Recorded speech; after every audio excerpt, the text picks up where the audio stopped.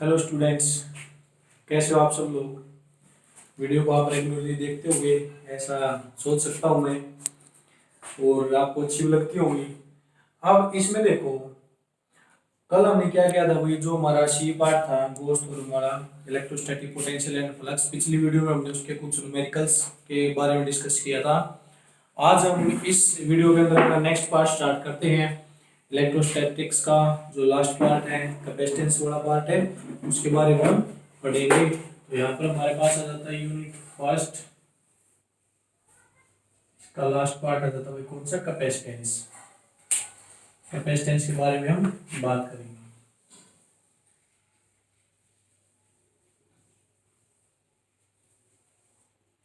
Capacitance, अब ये हमारे पास फर्स्ट यूनिट है, वही इसका लास्ट के जो टॉपिक है हम उसके बारे में डिस्कस करें। लास्ट पार्ट है ये। तो देखो, सबसे पहले कैपेसिटेंस के बारे में बात करने से पहले हम क्या करते हैं, वही कुछ हमारे पास प्रॉपर्टीज आती हैं इलेक्ट्रोस्टैटिक ऑफ कंडक्टर्स, उसके बारे में हम बात करते हैं। Electrostatics of conductors, electrostatic of conductors. इसके अंदर देखो हमारे पास क्या होते हैं, इलेक्ट्रोस्टैटिक के अंदर क्या होता है, चार्जेस हमारे रेस्ट पे रहता है। ऑफ कंडक्टर यानी कंडक्टर के अंदर जो चार्ज रेस्ट पे रहता है, तो उसके अंदर क्या क्या चीजें होती है, क्या क्या प्रॉपर्टीज होती है, उसके बारे में हम डिस्कस करेंगे। तो देखो भाई, सबसे पहले हमारे पास कंडक्टर क्या होते हैं। कंडक्टर हमारे पास एक ऐसा सब्सटेंस होता है जो यूज किया जाता है टू कैरी और conduct electric charge from one place to another place, यानी या तो कैरी करेगा या फिर कंडक्ट करेगा चार्ज को एक प्लेस से दूसरे प्लेस की तरफ। अब देखो, इसकी कुछ प्रॉपर्टीज आती है, क्या क्या चीजें होती है जो हम इनके बारे में पढ़ सकते हैं। तो फर्स्ट हमारे पास आता है inside a conductor, inside a conductor कि कंडक्टर के इनसाइड हमारी क्या होती है, जो इलेक्ट्रिक फील्ड होगी वो क्या होगी, जीरो होगी। इलेक्ट्रिक फील्ड इज जीरो, जो इलेक्ट्रिक फील्ड की वैल्यू जीरो हो जाएगी। अब देखो, इसके अंदर ये आपको पता है कि जो कंडक्टर होता है उसके अंदर इलेक्ट्रिक फील्ड की वैल्यू जीरो होगी, क्योंकि कंडक्टर के अंदर चार्ज एग्जिस्ट आपका नहीं करता। तो ये जीरो किस तरह से होती है, तो उसके लिए देखो हम क्या करते हैं भाई, हमने कोई एक कंडक्टर प्लेट ली, ठीक है, ये हमने कोई कंडक्टिंग प्लेट ले ली ए बी सी और डी, ठीक है, इस तरह से हमने एक कंडक्टिंग प्लेट ले ली हुई, ठीक है। तो ए बी सी डी हमने इसका नेम दे दी। अब हमने इसको क्या किया, एक्सटर्नल इलेक्ट्रिक फील्ड के अंदर पुट कर दिया। तो देखो, मान ये दो प्लेट है, इसके ऊपर हमने क्या दे रखा भाई, पॉजिटिव चार्ज इस प्लेट के ऊपर, और यहाँ पर हमारे पास दूसरी प्लेट, इसके ऊपर क्या है, नेगेटिव चार्ज है वही, ठीक है। तो देखो, इस बाहर वाली प्लेट के अंदर इलेक्ट्रिक फील्ड क्या होगा, सेटअप होगा। तो इलेक्ट्रिक फील्ड कैसे जाएगा, पॉजिटिव टू नेगेटिव, यहां पर जाएगा भाई इस तरह से, पॉजिटिव से किस डायरेक्शन में जाएगा, नेगेटिव डायरेक्शन में। तो यहां पर हमने क्या दिखा दिया, इसका इलेक्ट्रिक फील्ड दिखा दिया। अब देखो, जो ये कंडक्टिंग प्लेट हमने जो एबीसीडी कंडक्टिंग प्लेट ली है, तो इसके फेसेस के ऊपर यहाँ पर पॉजिटिव है, तो यहाँ पर हमारे पास कैसा चार्ज प्रोड्यूस हो जाएगा भाई, नेगेटिव चार्ज प्रोड्यूस होगा यहाँ पर। और इसके ऊपर कैसा हो जाएगा, बीसी के ऊपर पॉजिटिव चार्ज प्रोड्यूस हो जाएगा। अब देखो, ये पॉजिटिव ये नेगेटिव है, और यहाँ पर ये पॉजिटिव है, और ये प्लेट क्या हमारी नेगेटिव है।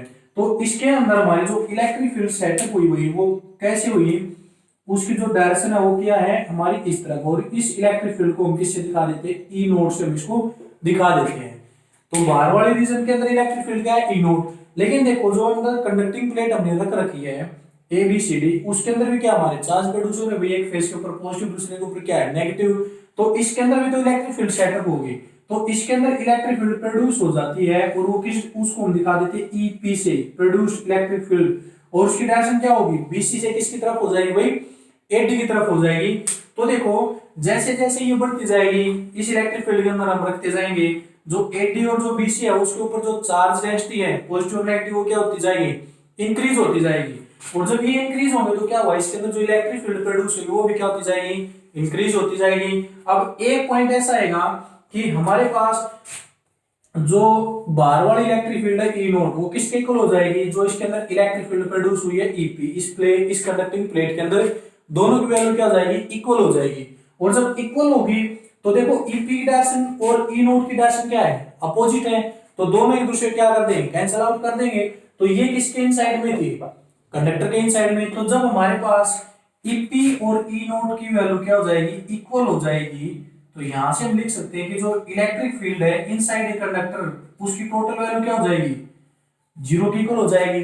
ठीक है, तो यहां से हमें ये पता लगता है कि जो हमारे पास कोई भी कंडक्टर होता है उसके अंदर जो इलेक्ट्रिक फील्ड होगी वो क्या हो जाएगी, हमारी जीरो हो जाएगी भाई। ठीक है, तो फर्स्ट क्या था, फर्स्ट था हमारे पास इसकी जो हम डिस्कस कर रहे हैं प्रॉपर्टीज के बारे में, तो ये फर्स्ट थी। अब सेकंड के बारे में चलते हैं भाई। तो देखो सेकंड के अंदर हमारे पास क्या आएगा,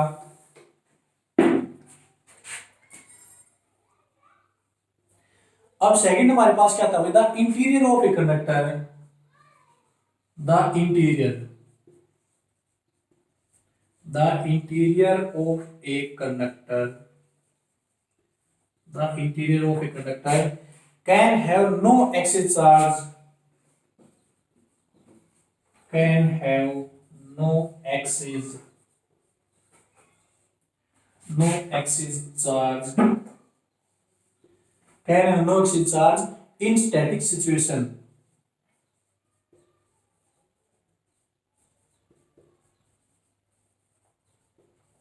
in static situation। तो इसने बताया कि कोई कंडक्टर है उसके अंदर कोई भी चार्ज एक्सिस चार्ज यानी ज्यादा चार्ज एग्जिस्ट नहीं करेगा, किस फॉर्म में, स्टैटिक सिचुएशन, यानी वो उसके अंदर रेस्ट में नहीं मिलेगा उसके अंदर। तो देखो इसके लिए हम क्या करते हैं भाई, हम कोई भी एक आर्बिट्रेरी वॉल्यूम एज्यूम कर लेते हैं। ठीक है, मान लिया हमने एक ये स्फीयर मान लिया, हमने इसका कोई भी वॉल्यूम एज्यूम कर लिया। ठीक है, अब हम इस वॉल्यूम को क्या कर देते हैं भाई, एक सरफेस के अंदर बाउंड कर देते हैं। जैसे मान लिया हमने सरफेस मान लिया, ये इस सरफेस के अंदर हमने इसको क्या कर दिया, बाउंड कर दिया। एस हमने क्या मान लिया, सरफेस, इसके इनसाइड में हमने इसको क्या कर दिया, बाउंड कर दिया भाई। अब देखो इस सरफेस के ऊपर हम क्या देंगे, चार्ज दे देते हैं। ठीक है, जब इस सरफेस के अंदर हम चार्ज देंगे तो चार्ज कहां पर आएगा, इसके आउटर सरफेस के ऊपर जाएगा भाई, यानी यहां पर एग्जिस्ट करेगा बाहर वाले सरफेस के ऊपर। ठीक है, अब देखो बाहर वाले सरफेस के ऊपर जाएगा तो जो इसके इनसाइड में जो फील्ड आएगी, अब देखो ये अंदर से कैसा है, होलो है भाई, यहां से होलो है, तो यहां से जब ये होलो होगा तो इनसाइड में जो इलेक्ट्रिक फील्ड इंटेंसिटी की वैल्यू आएगी वो क्या, जीरो, और इसके अंदर जो इलेक्ट्रिक फ्लक्स आएगी इसके इनसाइड में वो भी क्या होगी, जीरो, यानी फाई ई इलेक्ट्रिक फ्लक्स की वैल्यू क्या हो जाएगी, जीरो। कहां पर, इनसाइड में, इनसाइड में क्या हो जाएगी, जीरो। जब इसके इनसाइड में इलेक्ट्रिक फ्लक्स की वैल्यू जीरो है तो इसके इनसाइड में चार्ज की वैल्यू क्या हो जाएगी, जीरो। तो यहां से हम लिख सकते हैं कि क्या की वैल्यू भी क्या हो जाएगी, जीरो। कहां पर, इनसाइड में। ठीक है, और इसके अंदर क्या रखा हुआ है हमारा, ये वॉल्यूम रखा है। ठीक है, तो इस वॉल्यूम के अंदर भी जो टोटल चार्ज होगा वो क्या हो जाएगा, जीरो हो जाएगा। तो इसको हम क्या मानते हैं कि स्मॉल एलिमेंट की तरह हम क्या करेंगे, इसको एज्यूम करेंगे, हम इसको ज्यादा बड़ा नहीं मानेंगे, स्मॉल एलिमेंट की तरह क्या क्या मान के करेंगे, एज्यूम के इसको हम करके चलेंगे। तो इसके अंदर हमारे पास यहां से क्या पता लगता है, जब इसके अंदर इलेक्ट्रिक फ्लक्स की वैल्यू जीरो होती है तो देखो गॉस थ्योरम के अकॉर्डिंग हमारे पास जो इलेक्ट्रिक फ्लक्स होती है वो क्या होती है भाई, phi E is equal to q by epsilon naught. और जब इलेक्ट्रिक फ्लक्स की वैल्यू हमारे पास क्या है, जीरो है, तो देखो क्या by epsilon not, epsilon not की हमारे पास वैल्यू होती है, ठीक है, स्पेस के अंदर।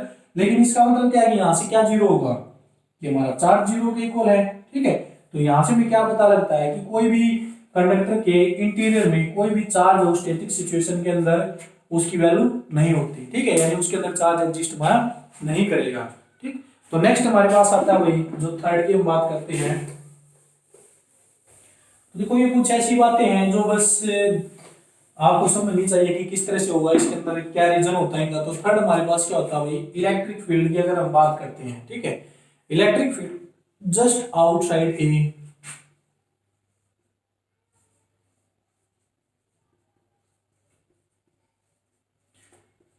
इलेक्ट्रिक फील्ड जस्ट आउटसाइड ए, यानी कोई भी हमारे पास इलेक्ट्रिक फील्ड हम बताएंगे किससे आउटसाइड भाई, एक चार्ज कंडक्टर से, just outside a charge conductor,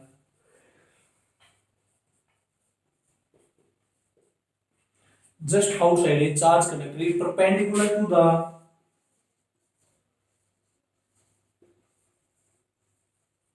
perpendicular to the surface perpendicular to the surface of the conductor at every point.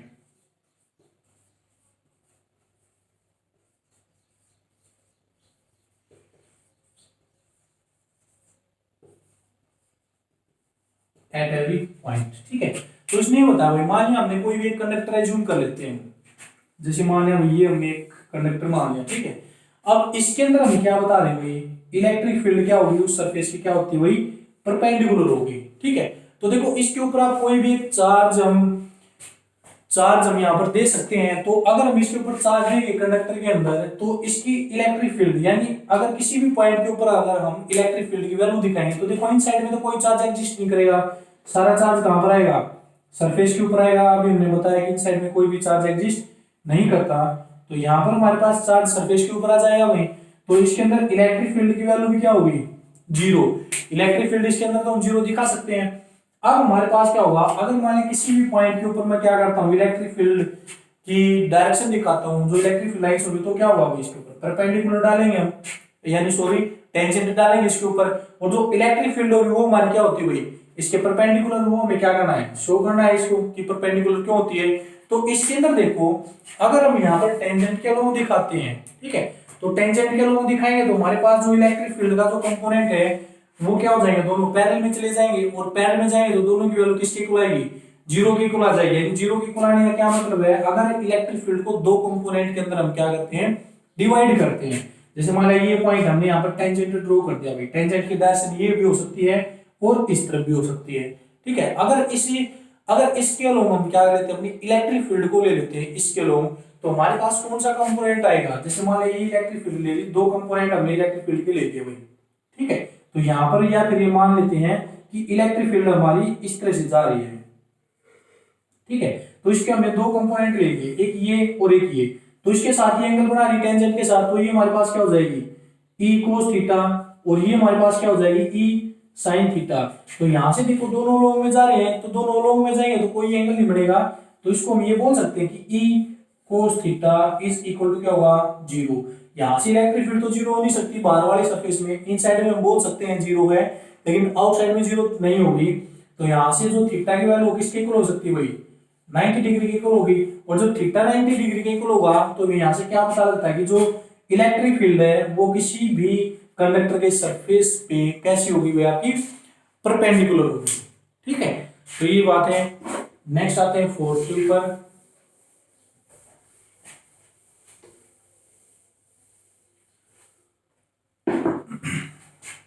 तो नेक्स्ट हमारे पास फोर्थ क्या भाई, जो इलेक्ट्रोस्टैटिक पोटेंशियल होती है, electrostatic potential,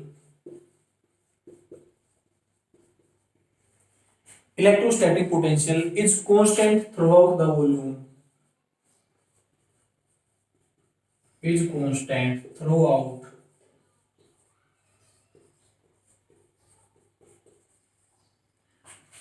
the volume of the conductor,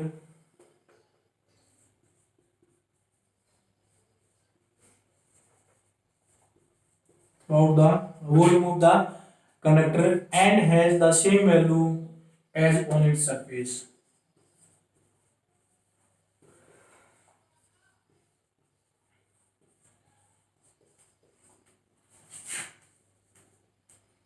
As on its surface. तो देखो ये बताया है कि जो इलेक्ट्रोस्टैटिक पोटेंशियल है उसकी वैल्यू क्या होती है, कांस्टेंट होती है through out the volume of the conductor. यानी हमने कोई कंडक्टर मान लिया, उसके अंदर हम क्या दिखाएंगे भाई कि जो इलेक्ट्रोस्टैटिक पोटेंशियल की वैल्यू वो क्या होगी, कांस्टेंट होगी। तो देखो कांस्टेंट होने का क्या मतलब है, अगर हम मान लेते कोई भी कंडक्टर मान लेते हम इस तरह से, इसके ऊपर हमने क्या दे दिया भाई, चार्ज दे दिया, ठीक है। चार्ज देंगे तो चार्ज क्या होगा, इसके सरफेस के ऊपर क्या होगा, डिस्ट्रीब्यूट हो जाएगा भाई, ठीक है। अब देखो ये चार्ज इसके ऊपर क्या भाई, यूनिफॉर्मली डिस्ट्रीब्यूट हुआ है, ठीक है। यूनिफॉर्मली डिस्ट्रीब्यूट होने का क्या मतलब है कि पूरी तरह से हर एक पॉइंट के ऊपर जो चार्ज की वैल्यू कैसी हो जाती है, आपकी कांस्टेंट हो जाती है, इक्वल हो जाती है। तो वहां पर आपका जो चार्ज है वो फ्लो करना क्या कर देगा, बंद कर देगा। जब हर एक जगह पे वैल्यू कांस्टेंट हो जाएगी तो चार्ज फ्लो करना हमारा क्या कर देता है, बंद कर देता है। तो जब हमारा चार्ज फ्लो करना बंद कर देगा तो हर एक पॉइंट के ऊपर जो इलेक्ट्रिक फील्ड की वैल्यू होगी वो क्या हो जाएगी, सेम हो जाएगी। अब हमें क्या दिखाना है, इलेक्ट्रोस्टैटिक पोटेंशियल की वैल्यू कांस्टेंट दिखानी है। तो देखो पोटेंशियल हमारे पास क्या होता है, जब हम किसी चार्ज को, किसी भी एक्सटर्नल चार्ज को किसी पॉइंट के ऊपर लेके आते हैं, ठीक है, जैसे मान लीजिए चार्ज इसको हम इस पॉइंट के ऊपर लेके आएंगे, तो इसकी इलेक्ट्रिक फील्ड के अगेंस्ट में हमें क्या करना पड़ेगा, वर्क डन करना पड़ेगा। वही वर्क डन क्या होगा, इसकी पोटेंशियल इलेक्ट्रोस्टैटिक पोटेंशियल के अंदर क्या हो जाएगा, स्टोर हो जाता है हमारा। अब देखो अगर इस पॉइंट के ऊपर लेके आते हैं तो इस पॉइंट के ऊपर चार्ज की वैल्यू क्या है, हर एक पॉइंट के ऊपर चार्ज की वैल्यू क्या रहती है आपकी, कांस्टेंट है, क्योंकि हमने चार्ज के साथ करवाया वही यूनिफॉर्मली डिस्ट्रीब्यूट। तो जितने भी पॉइंट मैंने एज्यूम किए हैं इन सभी के ऊपर चार्ज की वैल्यू सेम है। तो जहां किसी भी पॉइंट के ऊपर जब आप लेके आओगे चार्ज को तो equal amount of work done हमें करना पड़ेगा। और जब हर एक पॉइंट के ऊपर लेके आने के लिए अगर हम equal amount of work done कर रहे हैं तो पोटेंशियल हमारे पास क्या होता है, जो वर्क डन होगा उसके अंदर स्टोर हो जाता है हमारा। तो पोटेंशियल की वैल्यू क्या रहेगी, सेम सेम रहेगी हमारे हर पॉइंट के ऊपर, क्योंकि हमारे पास क्या है कि जो हम वर्क डन कर रहे हैं वो भी कैसा होगा, सेम जाएगा हमारा। तो अगर हमारा वर्क डन क्या होता है, कांस्टेंट होता है, वर्क डन क्या हो जाएगा, कांस्टेंट हो जाएगा हर एक पॉइंट के ऊपर, तो हमारी जो पोटेंशियल होगी वो भी क्या हो जाएगी, कांस्टेंट हो जाएगी वही। यानी इलेक्ट्रिक फील्ड अगर हमारी क्या इन साइड में जीरो होगी, इन साइड में जीरो होगी यानी कांस्टेंट हो जाएगी, तो v भी हमारा किसके इक्वल हो जाएगा, कांस्टेंट के इक्वल हो जाएगा। ठीक है, तो इसके अंदर ये था वही, यानी जब हम कोई भी वर्क डन नहीं करना पड़ेगा, इक्वल वर्क डन हमारे पास जाएगा, एक्स्ट्रा वर्क डन करेंगे नहीं तो हमारी पोटेंशियल क्या हो जाएगी, कांस्टेंट हो जाएगी। नेक्स्ट हमारे पास क्या था, फिफ्थ के बारे में बात करते हैं हम।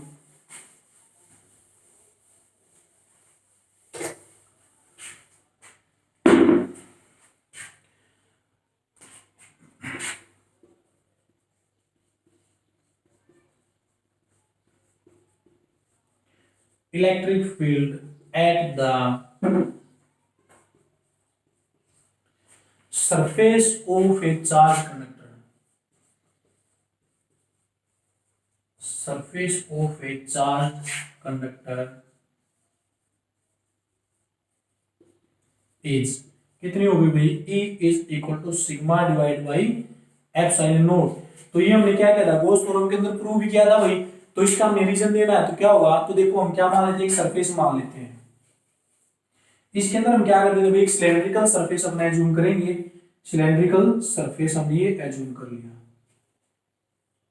ठीक है, अब ये जो सिलेंड्रिकल सरफेस है ना भाई, ये सिलेंड्रिकल सरफेस, ये इस जो मान हमने सरफेस एज्यूम किया है इसके अंदर क्या होगी, इसके अंदर हमने डाल रखा है, यानी इसका हाफ पोर्शन इसके अंदर है और हाफ पोर्शन कैसे बाहर है। ठीक है, तो अगर हम इसके ऊपर चार्ज देते हैं तो चार्ज देंगे तो इसके अंदर जो इलेक्ट्रिक फील्ड जाएगी, अगर इस सरफेस के लिए मानेंगे तो इन साइड में कैसे जाएगी, आउटसाइड की तरफ होगी, और इसका जो एरिया वेक्टर दिखाएंगे वो भी क्या होगा, आउटवर्ड की तरफ हो जाएगा। ठीक है, तो ये जो अंदर वाला सरफेस है ये क्या है, इस कंडक्टर के अंदर है, और ये क्या है, हाफ सरफेस इससे बाहर है। ठीक है, तो देखो इनसाइड में जो इलेक्ट्रिक फील्ड होगी, इस सरफेस के इनसाइड में इलेक्ट्रिक फील्ड की वैल्यू क्या आएगी, जीरो।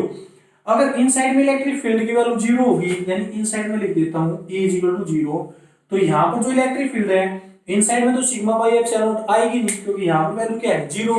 तो हमारे पास कौन सा पार्ट कंट्रीब्यूट करेगा, इसका जो बाहर वाला पार्ट है, सरफेस से बाहर जो पार्ट है ये ऊपर वाला, ये क्या करेगा, कंट्रीब्यूट करेगा किसके अंदर, इलेक्ट्रिक फील्ड के अंदर। ठीक है, तो देखो भाई इलेक्ट्रिक फील्ड के अंदर ये करेगा, तो अगर मैं इसकी सरफेस चार्ज डेंसिटी मान लेता हूं, अगर पॉजिटिव चार्ज देता हूं तो सरफेस चार्ज डेंसिटी क्या हो जाएगी, जीरो से ग्रेटर, अगर नेगेटिव चार्ज देता हूं तो सरफेस चार्ज डेंसिटी क्या हो जाएगी, जीरो से लेस देन। ये हो जाएगी फॉर पॉजिटिव के लिए और ये हो जाएगी नेगेटिव के लिए।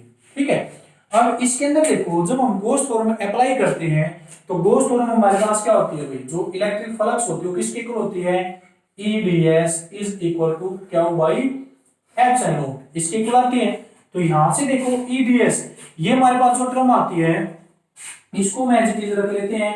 अब इसके अंदर देखो हमने इसके सरफेस चार्ज डेंसिटी की टर्म में इसको दिखाया सिग्मा की टर्म में। ठीक है, तो क्या की वैल्यू अगर हम निकाल दे तो क्या हमारे पास क्या होता है, सॉरी अगर हम यहां से देखते हैं तो सिग्मा हमारे पास क्या होता है, क्या बाई ds होता है भाई। ठीक है, अगर हम यहां से क्या करते हैं, क्या की वैल्यू निकाल दे तो क्या हमारे पास क्या होता है, सिग्मा इंटू में ds हो जाएगा। तो ये क्या की वैल्यू हम वहां पर पुट कर सकते हैं, तो यहां पर क्या होगा, पुट कर दिया सिग्मा इंटू में ds divide by epsilon not, ds से ds कैंसिल होगा तो इलेक्ट्रिक फील्ड हमारी कैसे निकल के आ गई, सिग्मा बाई एप्सिलॉन नॉट। और ये जो हमने इलेक्ट्रिक फील्ड इंटेंसिटी निकाली है ये हमने कहां पर निकाली है, at the surface of A charge conductor, यानी इनसाइड वाले सरफेस में तो जीरो थी, तो हमने कहां पर निकाली है, इसके सरफेस के ऊपर। ठीक है, तो इसके अंदर हम क्या करें भाई कि किसी भी कंडक्टर के सरफेस के ऊपर जो इलेक्ट्रिक फील्ड की वैल्यू होती है वो हमारे पास क्या होती है, सिग्मा बाई एप्सिलॉन नॉट होती है। ठीक है, तो नेक्स्ट के ऊपर चलते हैं। देखो ये कुछ छोटी छोटी टर्म है, ये पहले हमने की हुई है, बस यहाँ पर इसका क्या बताना, थोड़ा सा रीजन देना है आपने कि ये ऐसी चीज क्यों होती है। ठीक है, नेक्स्ट हमारे पास आता है भाई surface charge density.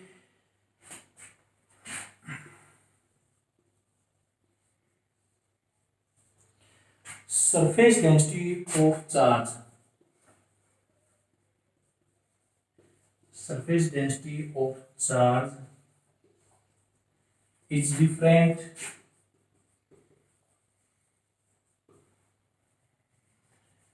at different point।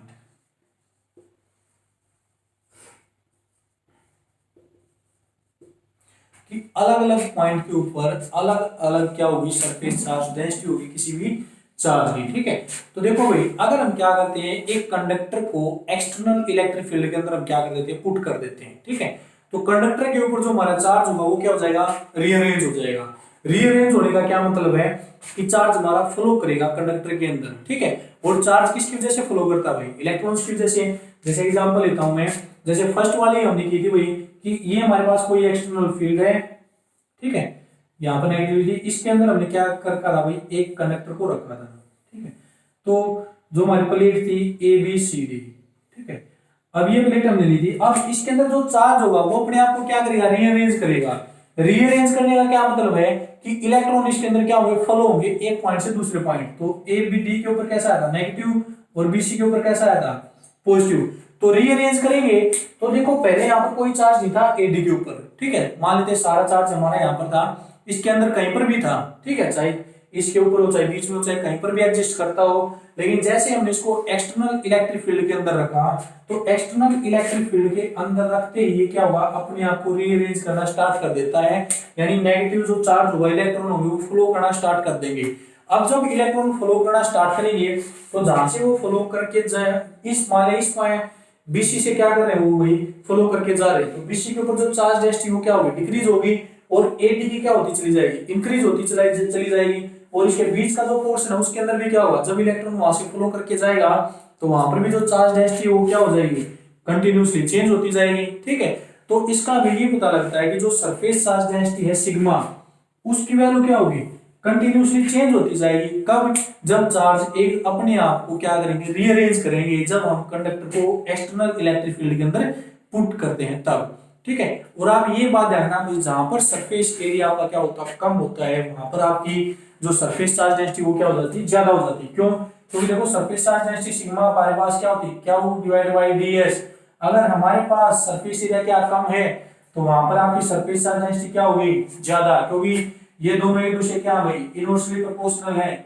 अगर सरफेस एरिया आपका ज्यादा है तो वहां पर जो चार्ज डेंसिटी होगी वो क्या हो जाएगी, कम हो जाएगी। और सरफेस एरिया अगर आपका कम है तो चार्ज डेंसिटी क्या हो जाएगी, ज्यादा हो जाएगी। ठीक है, तो ये हमारे पास क्या है, कुछ ऐसी डेफिनेशन थी जिनके आपने क्या देनी है, रीजन देने होते हुए। ठीक है, तो आशा करता हूँ ये आपको समझ में आ गए होंगे। अगर फिर भी कोई दिक्कत रहती है तो आप मुझे कमेंट करके बता सकते हैं इनमें। तो देखो नेक्स्ट आएगा वो हमारे पास है इलेक्ट्रोस्टैटिक शील्डिंग के बारे में हम क्या करते हैं, कोई बात करते हैं।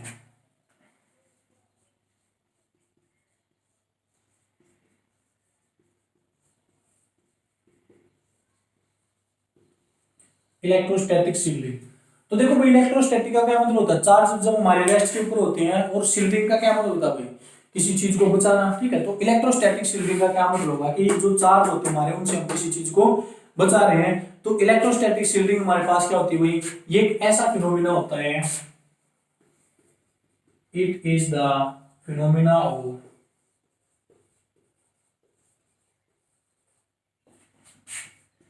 It is the phenomena of, क्या करना है भाई, फिनोमिना होता है प्रोटेक्ट करने का, protecting a certain region, phenomena of protecting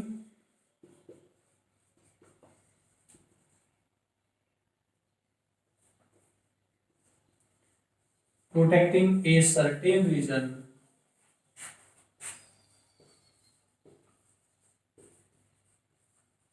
from, किसे किसे प्रोटेक्ट करें भाई, from external electric field,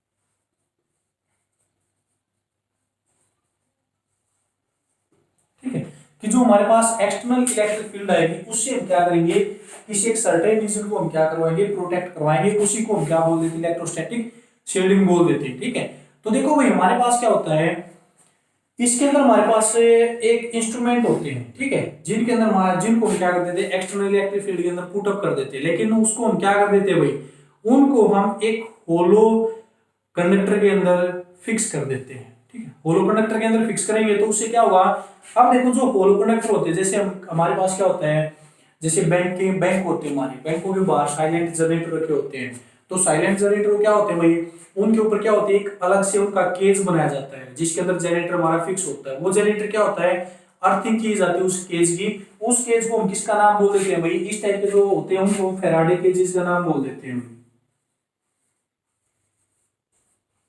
Faraday cage. ठीक है, ये अंदर से क्या होते हैं भाई, इनसाइड होलो, अंदर से क्या होते हैं, ये होलो होते हैं। ठीक है, इनके अंदर हम किसी चीज को रख देते हैं, तो यानी the instrument which protect the instrument from external electric field is known as Faraday cage, यानी वो इंस्ट्रूमेंट जो हमारे क्या करते हैं, एक्सटर्नल इलेक्ट्रिक फील्ड से किसी इंस्ट्रूमेंट को प्रोटेक्ट करते हैं, उनको फैराडे केज हम बोल देते हैं। तो बैंकों के बाहर जो साइलेंट जनरेटर रखे होते हैं उनके ऊपर क्या होती है, कवरिंग की जाती है, ठीक है, और वो अर्थिंग होती है। तो क्या होता है कि जो जब जनरेटर चलेगा तो उसके अंदर चार्ज प्रोड्यूस होगा, तो वो चार्ज हमारा बाहर नहीं आ पाएगा। ठीक है, अगर कोई इन आदमी उसको टच करता है, ह्यूमन बॉडी उसको टच करेगी तो क्या रहेगा, उसके ऊपर जो करंट है वो उसको नहीं लगेगा, उसको शॉक नहीं लगेगा, तो क्या रहेगा, आपको उससे क्या रहेगी, प्रोटेक्शन हो जाएगी। ठीक है, या फिर जैसे देखो बारिश के मौसम के अंदर क्या आ जाते हैं भाई, कोई एक कोई आदमी है वो कार के अंदर ट्रेवल कर रहा है और ऊपर से क्या गिर जाती है भाई, क्या गिर जाती है, बिजली गिर जाती है, और वो बिजली मान लेते हैं भाई उस कार के ऊपर गिर गई। ठीक है, तो क्या हुआ, चार्ज फैल जाता है, उस सेपरेट हो जाएगा उस पूरी बॉडी के ऊपर, कार की बॉडी के ऊपर, लेकिन अंदर से वो क्या है, होलो है, तो वो चार्ज अंदर जा ही नहीं पाएगा। तो टायर और जो आपकी जो कार है वो किसके टच में, अर्थ के टच में, तो सारा चार्ज कहां पर चला जाएगा, अर्थिंग हो जाएगी उसकी। ठीक है, तो उसके इन साइड में जो आदमी बैठा है उस तक वो चार्ज नहीं पहुंच पाता। ठीक है, तो वो आदमी क्या रह जाता है भाई, सेफ रह जाता है। तो जो कार है वो उस आदमी के लिए किसका काम करे हुई, फैराडे केज, और जो सारी अरेंजमेंट इसको हम क्या बोल देते हैं, इलेक्ट्रोस्टैटिक शील्डिंग बोल देते हैं। ठीक है, तो ये हमारे पास क्या इलेक्ट्रोस्टैटिक शील्डिंग होती है, जब हम क्या करते हैं, इन किसी भी होलो बॉडी के अंदर किसी इंस्ट्रूमेंट को पुट कर देते हैं तो उसका चार्ज बाहर नहीं आ सकता निकल के, और जो बाहर की चीजें होती हैं अगर उनको टच करती है तो क्या रहती है, आपकी सेफ रहती है। ठीक है, तो ये हमारे पास क्या होती है, इलेक्ट्रोस्टैटिक शील्डिंग होती है। नेक्स्ट हम बात करते हैं अपने नेक्स्ट टॉपिक के ऊपर। तो नेक्स्ट है हमारे पास कैपेसिटर एंड इट्स कैपेसिटेंस। तो हम बात आते हैं जो जिसके बारे में हम पढ़ रहे हैं, जिसके बारे में दी गई है, तो आता हुई कैपेसिटर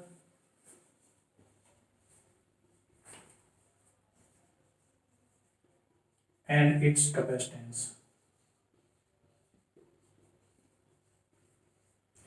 तो देखो सबसे पहले कैपेसिटर हमारे पास क्या होता है, कैपेसिटर एक अरेंजमेंट होती है भाई, ठीक है, जो क्या करती है, स्टोर करती है लार्ज अमाउंट ऑफ चार्ज को। ठीक है, तो सबसे पहले अगर हम कैपेसिटर की बात करते हैं तो कैपेसिटर हमारे पास क्या होता है भाई, it is an arrangement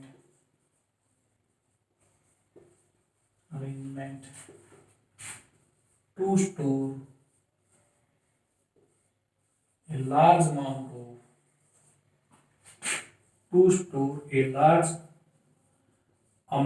of an electric charge,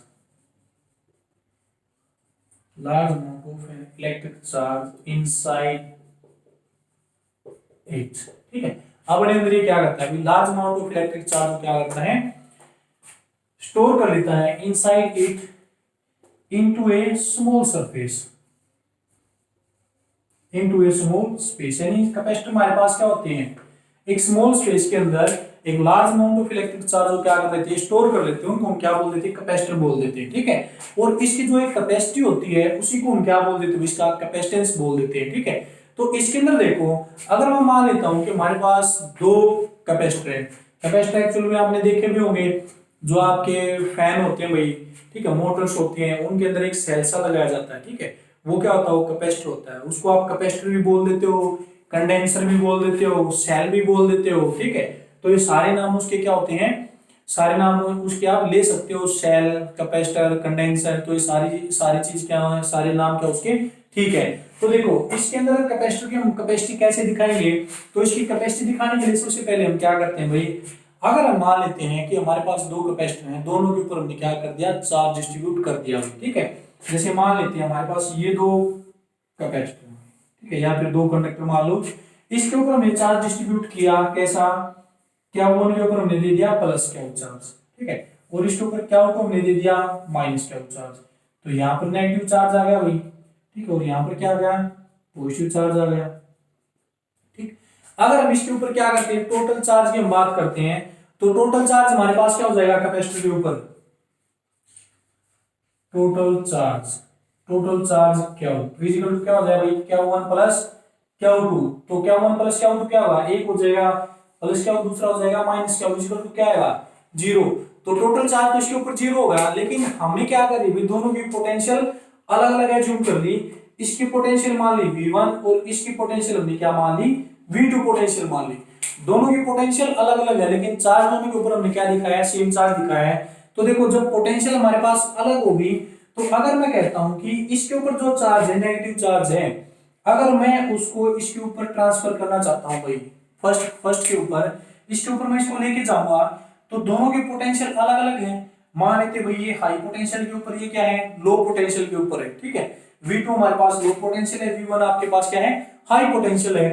तो हमेशा जो पोटेंशियल जो चार्ज ट्रेवल करता है वो आपका क्या करता है, high potential to low potential travel करता है। तो V1 आपके पास हाई है और V2 क्या है लो पोटेंशियल, लेकिन हम चार्ज को लेके जा रहे हैं V2 से V1 की तरफ, यानी लो टू हाई हम लेके जा रहे हैं, तो हमें एक्स्ट्रा बर्डन करना पड़ेगा।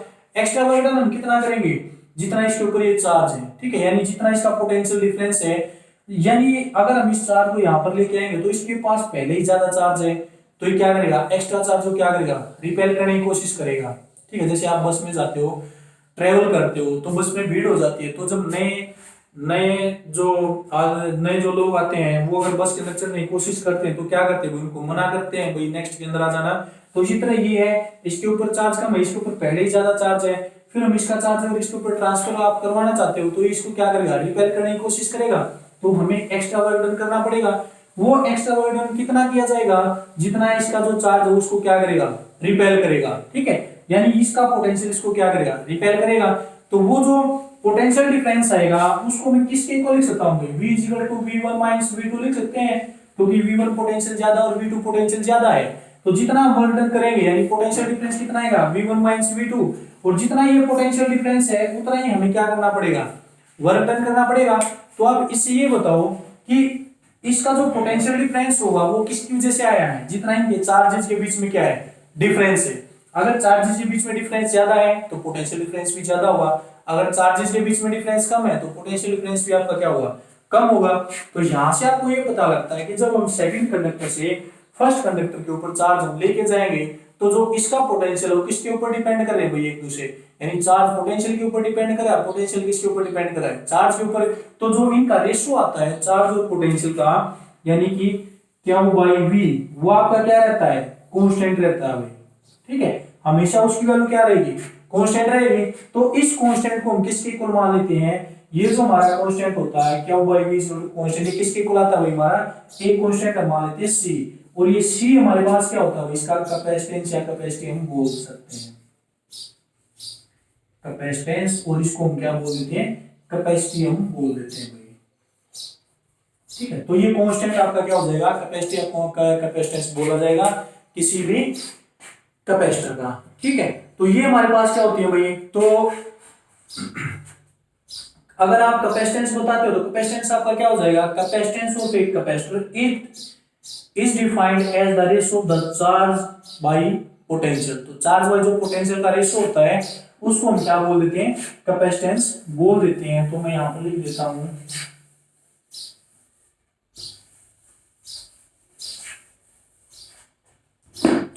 एंड देखो हमारे पास क्या है, Q/V = क्या है, C। तो यहां से हम बोल सकते हैं द कैपेसिटेंस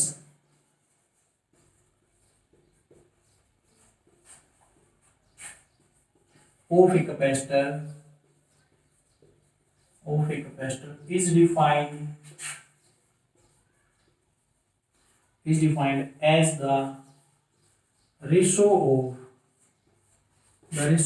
charge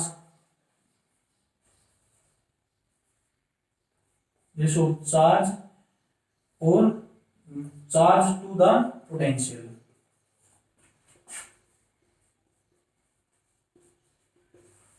तो चार्ज और पोटेंशियल का रेशियो हमारे पास क्या जाता है भाई, कैपेसिटर का कैपेसिटेंस आपका आ जाता है। अब देखो कि जो कैपेसिटी होती है किसी भी कैपेसिटर की, वो किस चीज के ऊपर डिपेंड करती है, ठीक है। तो देखो सबसे पहले कैपेसिटी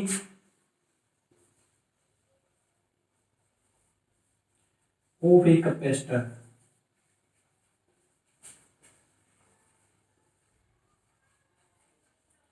डिपेंड्स अपॉन, किन चीजों के ऊपर डिपेंड करेगी हुई वो, ठीक है। तो ये बातें आपने ध्यान में रखनी। सबसे पहले क्या करती है, शेप, उसकी शेप कैसी है, उसका साइज कितना है, shape size and separation,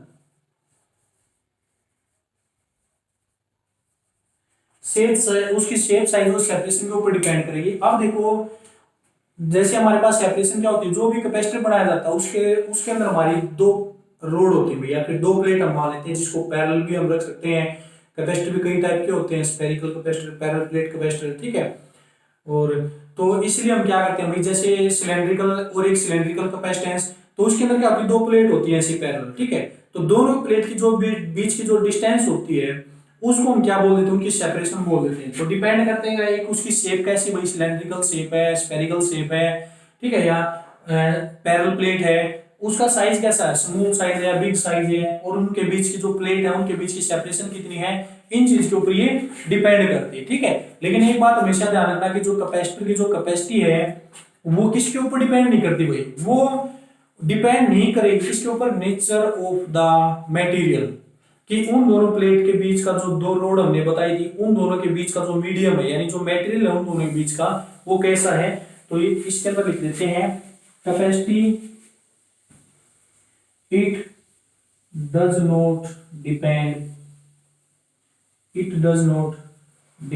upon the separation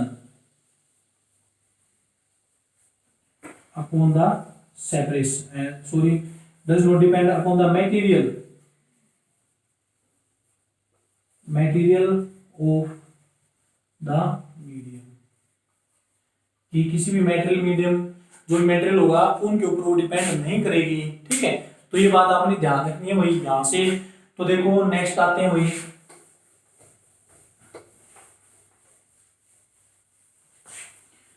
अब देखो जो कैपेसिटी होती है उसकी यूनिट हमारे पास क्या होती है भाई, ठीक है। तो देखो कैपेसिटी को हम किसके अंदर लेते हैं भाई, फैराड के अंदर लेते हैं। इसकी जो यूनिट होती है, यूनिट वो क्या होती है भाई, फैराड, ठीक है। इसको मैप से दिखा सकते हैं फैराड। तो देखो कैपेसिटी अगर 1 फैराड लेनी है, 1 फैराड हम लेंगे तो हमारे पास जो चार्ज होगा वो क्या हो जाएगा, 1 कूलम चार्ज होगा, पोटेंशियल डिफरेंस क्या हो जाएगा, 1 वोल्ट हो जाएगा, ठीक है। तो 1 फैराड की अगर आप डेफिनेशन दोगे तो 1 फैराड क्या होगा भाई, कि when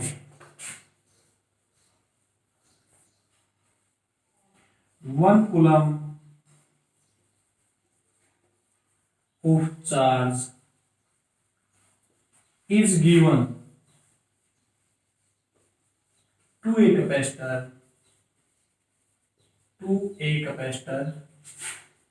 to raise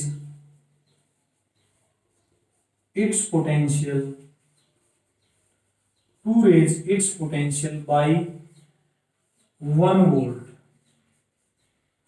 volt, then the capacity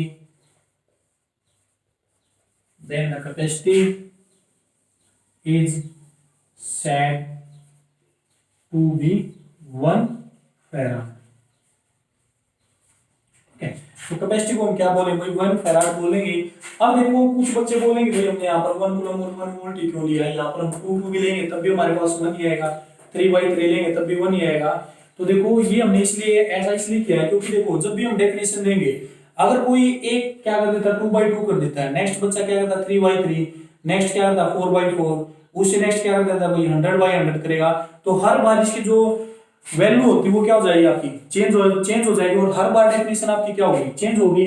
तो इसलिए उसने क्या कर दिया भाई 1 1 के ऊपर इन दोनों की वैल्यू क्या कर दी फिक्स कर दी कि अगर हम चार्ज 1 कूलम देंगे और वोल्टेज क्या देंगे 1 वोल्ट, यानी 1 कूलम चार्ज देंगे तो उसकी जो पोटेंशियल वो क्या हो जाएगी 1 वोल्ट तक राइज कर जाएगी, तब हम उसकी कैपेसिटी क्या बोलेंगे 1 फैराड बोलेंगे। ठीक है, तो ये हमारे पास क्या था भाई कैपेसिटर एंड इट्स कैपेसिटेंस के बारे में था। ठीक है, तो आज की वीडियो में हम इतना ही करते हैं। नेक्स्ट के लिए हम क्या करेंगे इसके कैपेसिटी को निकाल के देखेंगे कि किस टाइप के हमारे जो कैपेसिटर हैं स्फेरिकल हैं सिलेंड्रिकल है कैसे हैं, तो उनकी कैपेसिटी आप कैसे कैसे निकाल सकते हो। तो तब तक के लिए आज आपका इतना ही करो। ठीक है, नेक्स्ट की वीडियो में हम नेक्स्ट टॉपिक के बारे में डिस्कस करेंगे।